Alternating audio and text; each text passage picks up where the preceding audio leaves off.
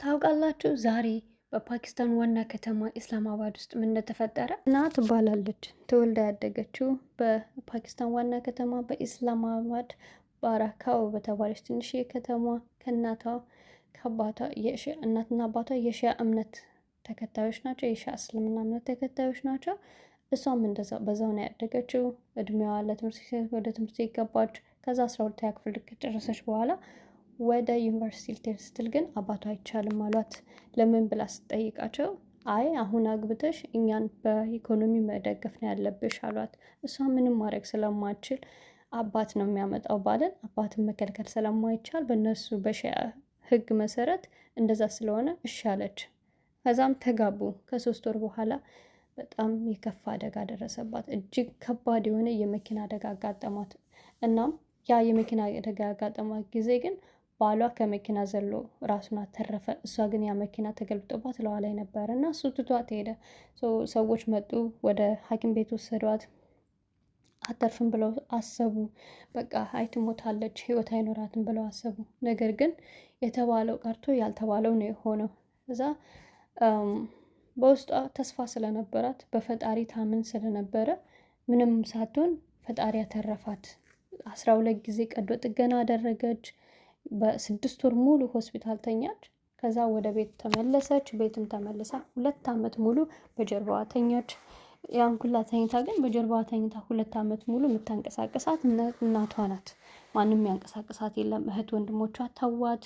አባቷ እናትየውን ፈታት። ልጄ በቃ አታስፈልግም ምንም አሰራም ብሎ ባልየውም እኔ አልችልም ብሎ ትቷት ሄደ። አባቷ ማለት ነው። ከዛ አንድ ቀን እንደዚህ ልጆች ሲጫወቱ ምናምን እያየች በዚህ አጋጣሚ የሺያ እስልምና እምነት ተከታዮች ቢሆንም ፓኪስታኖች 3% ግን ክርስቲያኖች አሉና ስለ ክርስትና ሲወራ ትሰማ ነበር በፊት።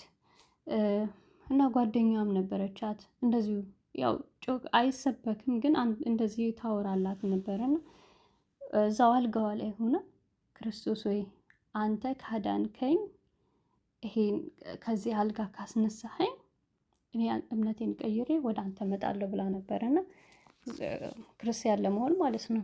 ከዛ አንድ ቀን በኢኮኖሚ ትንሽ ከፍ ያለ አብሯት ትምህርት ቤት የነበረ ልጅ መጣ።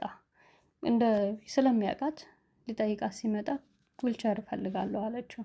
በልቧ እምነት ስላለ ማለት ነው። ዊልቸር እፈልጋለሁ አለችው። ዊልቸር አመጣላት፣ አነሳት። ስትነሳ ተነሳች። ለመጀመሪያ ጊዜ ዊልቸር ላይ ተቀምጣ ውጭን ስታዩ የነበራት ደስታ ልነግራችሁ አልችልም። በጣም ደስ ብሏት ነበረ። ከዛ በኋላ ወደ ሆስፒታል ቀጠሮም ስለነበራት ወሰዳት። የዛኔ ደግሞ ሌላ ዱብዳ ሰማች። ምንድነው እሱ? ከዚህ በኋላ አንቺ ልጅ መውለዳችም ጀርባሽ ላይ ጉዳት ስላለ መውለዳችም ፓራላይዝድም ስለሆንሽ በቃ ልጅ አይኖርሽም አላት። ያንን ስትሰማ ምንም አልመሰላትም። እግዚአብሔር ያውቃናለች። ምክንያቱም በልቧ ያንን ቃል ገብታ ስለነበር ማለት ነው። እናም እግዚአብሔርም ምንም አለ እያመነች ሄደች። በቃ ፈጣሪ ምህረት ያደርጋል ምናምን ብላ ትታቸው ወጥታ ሄደች። ይዟት ሄደ እሷ ወደ ቤቷ። ከዛ በኋላ ግን ቤት ከሄዱ በኋላ ከልጁ ጋር ስታወራ አይ እኔ ከዚህ በኋላ ፓኪስታንን ለቅቄ ወደ ሌላ ሀገር መሄድ አለብኝ አለች። ያው ለቀን እንሂድ ስትለው እሺ ብሎ ተስማማ። እሱም ትንሽ ኢኮኖሚም ስለነበረው ወደ ከፓኪስታን ለቀው ወደ ሌላ ሀገር መሄድ ስለነበረባቸው ወደ ኢሮፕ ሄዱ። ከዛ በኋላ ያው በዚህ መሀል እያዘነላትም እየወደዳትም ስለነበር አንድ ላይ ሆኑ። ከ6 ወር በኋላ አረገዘች።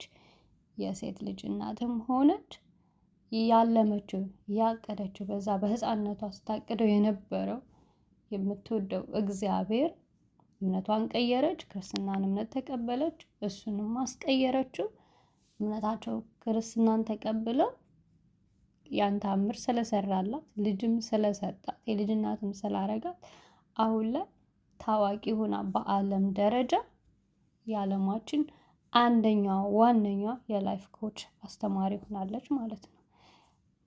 በሌላ አስተማሪ ቪዲዮ እስከምንገናኝ ድረስ ሰላም ክርስቶስ ይብዛላችሁ። እናመሰግናለን።